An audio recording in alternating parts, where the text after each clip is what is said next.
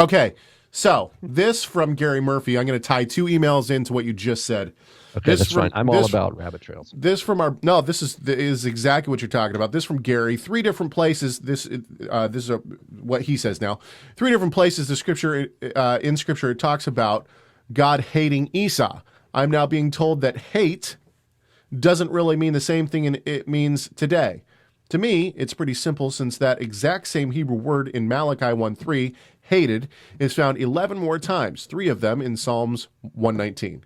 Got any insight in this matter you could share with me? Okay, and then, hang on, I got another one for you.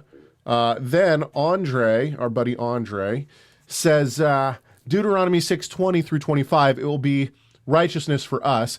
How does this passage accord with the Reformation and biblical notion of righteousness by faith? This might be a different question. He says, to what extent can we understand visiting the iniquities of the fathers upon the children to the third and fourth generation to be simply the way God has created man to be influenced by multiple past generations and to influence multiple future generations rather than God actively acting to visit the iniquities? In other words, is this describing a principle of nature/creation, or is this an active work of God?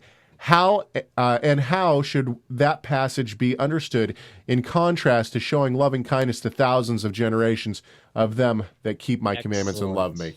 That's an excellent question that Andre asks. Excellent question that Mr. Murphy asks.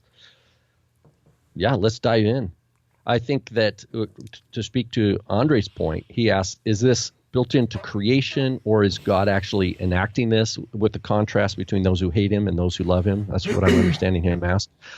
I don't know if I don't know enough to be able to divide those. I think they're both true in that his love overcomes, you see what I mean? His love overcomes whatever negative things are happening in the creation. So you have people that are sinning, and those sins have multi-generational consequence. It doesn't mean that everybody in every generation to come is what do you call it?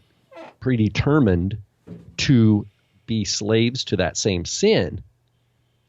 But the consequences of the sin have to be dealt with. They have to be confessed. That's why we see in Daniel's prayer, Daniel 9, Nehemiah's prayer, he's confessing. He says, I and my fathers have sinned. Our fathers have sinned. I mean, you have individual righteous Israelites who are confessing the sins of generations leading up to them.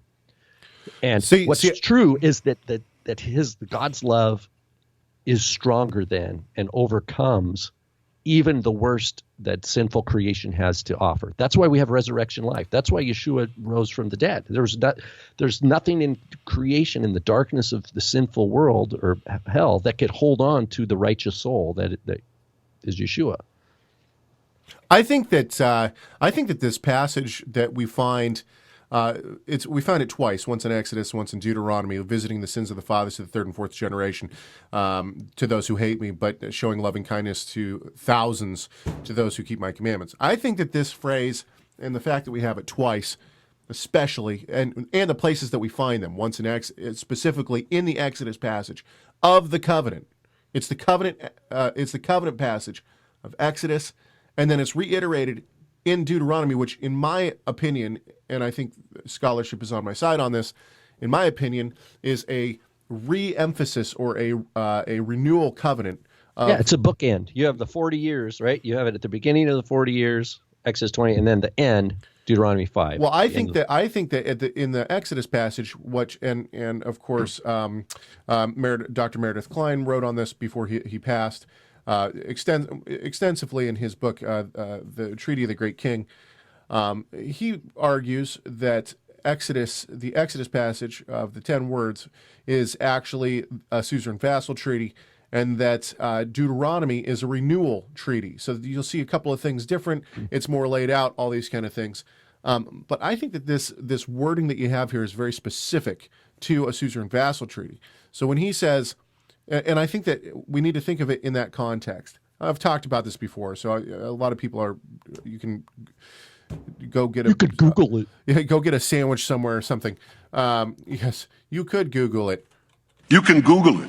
The thing is that I think that the I think the language used here is that, and I could be off on this, but I think basically what he's saying is, if a person rejects me who is under covenant obligation, their child then is still under covenant obligation to the third and fourth generation. You're not, you will still, even if your father rejects this, if you reject it, you will have the same covenant obligations, and if you don't keep them, the curses will come upon you too.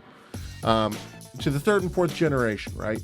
But showing loving kindness, that is the benefits of the covenant to 1,000th generation. And Meredith Klein gets into this and is much more eloquent about it, of course, than I could ever be. So I recommend that book for you.